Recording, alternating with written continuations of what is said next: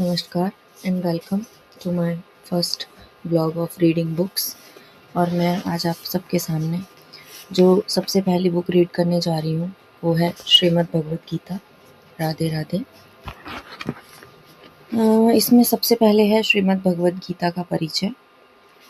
आइए शुरू करते हैं। श्रीमद् भगवत गीता संस्कृत महाकाव्य का ही नहीं अपितु संपूर्ण विश्व में अत्यंत समादर प्राप्त ग्रंथ है।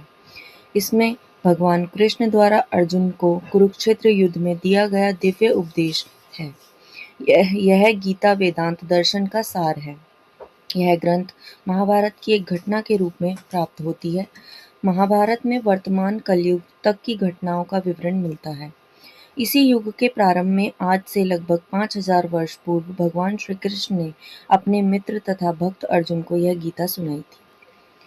अब हम चलते हैं अगले पड़ाव पर। गीता का रचनाकाल।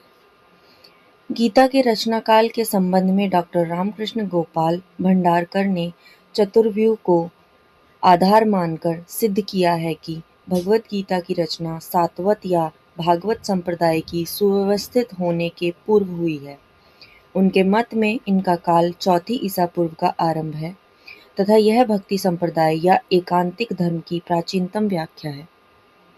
यद्यपि गीता के काल निर्णय के बारे में भिन्न भिन्न प्रकार की गवेषणाएं भी हैं और आज भी हो रही हैं, इसलिए गीता को महाभारत के भीष्म पर्व पर आधारित मानना उचित है। महाभारत के भीष्म पर्व के 25 से 42 अध्याय के अंतर्गत भगवत गीता आती है। फिर शांति पर्व और अश्वमेध पर्व में भी गीता का कुछ प्रसंग उल्लिखित है। भगवत गीता भागवत धर्म पर आधारित दिव्य ग्रंथ है। इसकी रचना काल और संदेश के विषय में विद्वानों में मतभेद है। पाश्चात्य विद्वानों का मानना है कि गीता में परस्पर विरोध विचारों का सामंजस्य है, जो यह सिद्ध करता है कि एक व्यक्ति द्वारा रचित होना संभव नहीं है, यानी कि इसे एक व्यक्ति द्वारा रचा ही नहीं जा सकता, बल्कि विभिन्न व्यक्तियों ने विभिन्न समयों में लिखा होगा।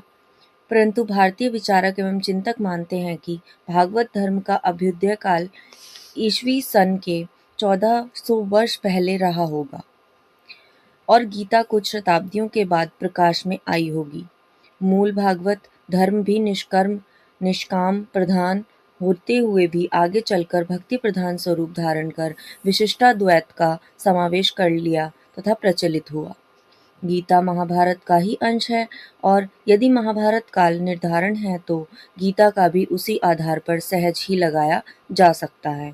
महाभारत लक्ष्य श्लोकात्मक ग्रंथ है और शक के लगभग 500 वर्ष पूर्व अस्तित्व में था। गार्वे के अनुसार मूल गीता की रचना 200 ईस्वी पूर्व के लगभग हुई होगी, जब विष्णु और कृष्ण का तादात्म्य स्थापित किया जा चुका था। हॉपकिंस, कीथ, डाउसन और फर्कुआर आदि विद्वान इसे श्वेताश्वर उपनिषद से मिलता जुलता मानते हैं, लेकिन समय अनुसार कुछ बाद का उपनिषद मानते हैं। ऑटो और याकोबी मूल गीता ग्रंथ को दार्शनिक या धार्मिक ग्रंथ नहीं मानते हैं। इन लोगों का मानना है कि यह मूलतः महाकाव्य का सुंदर अंश है, जिसे बाद में दार्शनिकों ने वर्तमान क्लेवर से सुसज्जित कर नया रूप प्रदान किया है। इसमें ये कहा गया है कि ऐसा तो हो ही नहीं सकता कि किसी एक व्यक्ति द्वारा गीता को रचा गया हो, और लोगों का मानना है कि ऐसा बिल्कुल हो ही नहीं सकता कि एक व्यक्ति इसे रच सके या एक व्यक्ति इसे बना सके, लिख सके। तो कुछ लेखकों ने माना है कि अलग-अलग समय पर अलग-अलग लोगों ने इसमें चीज़ें ऐड की हैं और उस समय को इसमें बहुत ही अच्छे तरीके से दर्शाया गया है। लेकिन हमारे भारतीय जितने भी लेखक हैं उनका मानना है कि ये हमारे श्री कृष्ण भगवान द्वारा श्री कृष्ण जी द्वारा रचा गया है। तो हम आगे इसे कंटिन्यू करेंगे अपने पार्ट 2 में। बने रहिएगा। धन्यवाद। राधे राधे।